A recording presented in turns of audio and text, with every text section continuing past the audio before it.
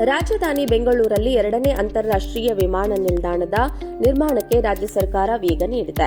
Airport ನಿರ್ಮಾಣವಾಗುವ ಜಾಗದ ಬಗ್ಗೆ ಭಾರಿ ಚರ್ಚೆ ನಡೆಯುತ್ತಿದ್ದು, ಬೆಂಗಳೂರಿನ ಎರಡನೇ ಅಂತಾರಾಷ್ಟ್ರೀಯ ವಿಮಾನ ನಿಲ್ದಾಣ ನಿರ್ಮಾಣ ಯೋಜನೆಗೆ ಸಂಬಂಧಿಸಿದಂತೆ ರಾಜ್ಯ ಸರ್ಕಾರ ಸ್ಥಳಗಳನ್ನು ಆಯ್ಕೆ ಫೈನಲ್ ಮಾಡಿದ್ದು, ಕೇಂದ್ರ ವಿಮಾನ ನಿಲ್ದಾಣ ಪ್ರಾಧಿಕಾರಕ್ಕೆ ಪ್ರಸ್ತಾವನೆ ಕೂಡ ಸಲ್ಲಿಸಿದೆ. ಎರಡನೇ ಅಂತಾರಾಷ್ಟ್ರೀಯ ವಿಮಾನ ನಿಲ್ದಾಣ ನಿರ್ಮಾಣಕ್ಕೆ ಒಟ್ಟು 3 ಸ್ಥಳಗಳನ್ನು ಏರ್ಪೋರ್ಟ್ ನಿರ್ಮಾಣಕ್ಕೆ ಶಾರ್ಟ್ ಲಿಸ್ಟ್ ಮಾಡಲಾಗಿದ್ದು, ಇದನ್ನ ನೋಡಿದ್ರೆ ತಮಿಳುನಾಡು ಹೊಸೂರು ಏರ್ಪೋರ್ಟ್ಗೆ ಸೆಡ್ ಹೊಡೆಯಲು ರಾಜ್ಯ ಸರ್ಕಾರ ಮುಂದಾಗಿರುವುದು ಸ್ಪಷ್ಟವಾಗಿದೆ. ರಾಜ್ಯ ಕಾಂಗ್ರೆಸ್ ಸರ್ಕಾರದ ನಡೆ ನೋಡಿದ್ರೆ ಬೆಂಗಳೂರು ದಕ್ಷಿಣದಲ್ಲಿಯೇ ಹೊಸ ವಿಮಾನ ನಿಲ್ದಾಣವಾಗುವ ಸಾಧ್ಯತೆ ದಟ್ಟವಾಗಿದೆ. ಆದರೆ ಕಾಂಗ್ರೆಸ್ ಪಾಳೆಯದಲ್ಲಿಯೇ ಎರಡನೇ ವಿಮಾನ ನಿಲ್ದಾಣ ನಿರ್ಮಾಣದ ಕುರಿತು ತೀವ್ರ ಪೈಪೋಟಿ ಏರ್ಪಟ್ಟಿದ್ದು, ಮುಖ್ಯಮಂತ್ರಿ ಡಿಕೆ ಶಿವಕುಮಾರ್ ಹಾಗೂ ತುಮಕೂರು ಭಾಗದ ನಾಯಕರ ನಡುವೆ ತೀವ್ರ ಜಟಾಪಟಿ ಏರ್ಪಟ್ಟಿದೆ ಎನ್ನಲಾಗಿದೆ.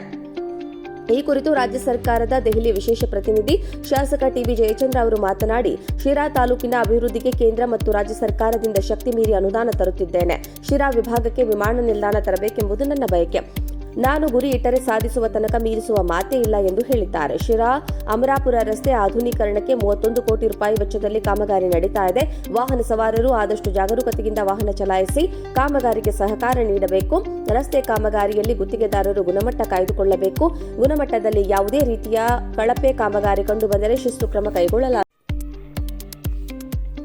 ರಾಜಧಾನಿ ಬೆಂಗಳೂರಲ್ಲಿ ಎರಡನೇ ಅಂತಾರಾಷ್ಟ್ರೀಯ ವಿಮಾನ ನಿಲ್ದಾಣದ ನಿರ್ಮಾಣಕ್ಕೆ ರಾಜ್ಯ ಸರ್ಕಾರ ವೇಗ ನೀಡಿದೆ.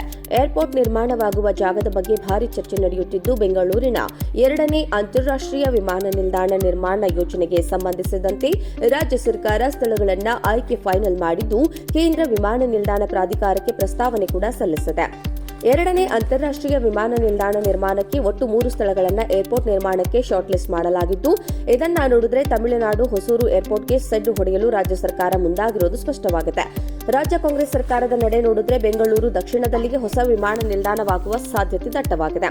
ಆದರೆ ಕಾಂಗ್ರೆಸ್ ಪಾಳೆಯದಲ್ಲಿಯೇ ಎರಡನೇ ವಿಮಾನ ನಿಲ್ದಾಣ ನಿರ್ಮಾಣದ ಕುರಿತು ತೀವ್ರ ಪೈಪೋಟಿ ಏರ್ಪಟ್ಟಿದ್ದು, ಮುಖ್ಯಮಂತ್ರಿ ಡಿಕೆ ಶಿವಕುಮಾರ್ ಹಾಗೂ ತುಮಕೂರು ಭಾಗದ ನಾಯಕರ ನಡುವೆ ತೀವ್ರ ಜಟಾಪಟಿ ಏರ್ಪಟ್ಟಿದೆ ಎನ್ನಲಾಗಿದೆ.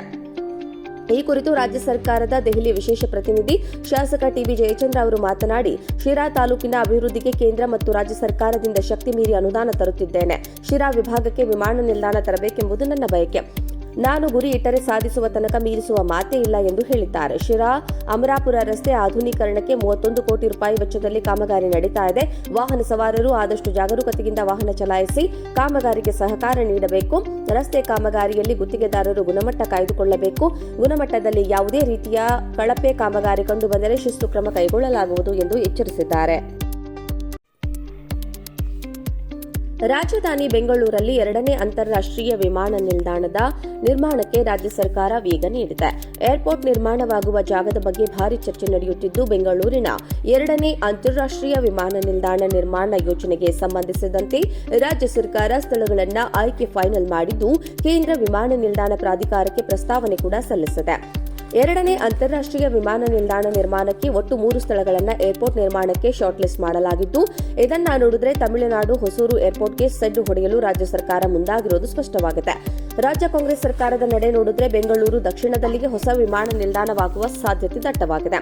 ಆದರೆ ಕಾಂಗ್ರೆಸ್ ಪಾಳೆಯದಲ್ಲಿಯೇ ಎರಡನೇ ವಿಮಾನ ನಿಲ್ದಾಣ ನಿರ್ಮಾಣದ ಕುರಿತು ತೀವ್ರ ಪೈಪೋಟಿ ಏರ್ಪಟ್ಟಿದ್ದು, ಮುಖ್ಯಮಂತ್ರಿ ಡಿಕೆ ಶಿವಕುಮಾರ್ ಹಾಗೂ ತುಮಕೂರು ಭಾಗದ ನಾಯಕರ ನಡುವೆ ತೀವ್ರ ಜಟಾಪಟಿ ಏರ್ಪಟ್ಟಿದೆ ಎನ್ನಲಾಗಿದೆ. ಈ ಕುರಿತು ರಾಜ್ಯ ಸರ್ಕಾರದ ದೆಹಲಿ ವಿಶೇಷ ಪ್ರತಿನಿಧಿ ಶಾಸಕ ಟಿಬಿ ಜಯಚಂದ್ರ ಅವರು ಮಾತನಾಡಿ, ಶಿರಾ ತಾಲೂಕಿನ ಅಭಿವೃದ್ಧಿಗೆ ಕೇಂದ್ರ ಮತ್ತು ರಾಜ್ಯ ಸರ್ಕಾರದಿಂದ ಶಕ್ತಿ ಮೀರಿ ಅನುದಾನ ತರುತ್ತಿದ್ದೇನೆ. ಶಿರಾ ವಿಭಾಗಕ್ಕೆ ವಿಮಾನ ನಿಲ್ದಾಣ ತರಬೇಕೆಂಬುದು ನನ್ನ ಬಯಕೆ. ನಾನು ಗುರಿ ಇಟ್ಟರೆ ಸಾಧಿಸುವ ತನಕ ಮೀರಿಸುವ ಮಾತೇ ಇಲ್ಲ ಎಂದು ಹೇಳಿದ್ದಾರೆ. ಶಿರಾ ಅಮರಾಪುರ ರಸ್ತೆ ಆಧುನೀಕರಣಕ್ಕೆ 31 ಕೋಟಿ ರೂಪಾಯಿ ವೆಚ್ಚದಲ್ಲಿ ಕಾಮಗಾರಿ ನಡೀತಾ ಇದೆ. ವಾಹನ ಸವಾರರು ಆದಷ್ಟು ಜಾಗರೂಕತೆಯಿಂದ ವಾಹನ ಚಲಾಯಿಸಿ ಕಾಮಗಾರಿಗೆ ಸಹಕಾರ ನೀಡಬೇಕು. ರಸ್ತೆ ಕಾಮಗಾರಿಯಲ್ಲಿ ಗುತ್ತಿಗೆದಾರರು ಗುಣಮಟ್ಟ ಕಾಯ್ದುಕೊಳ್ಳಬೇಕು.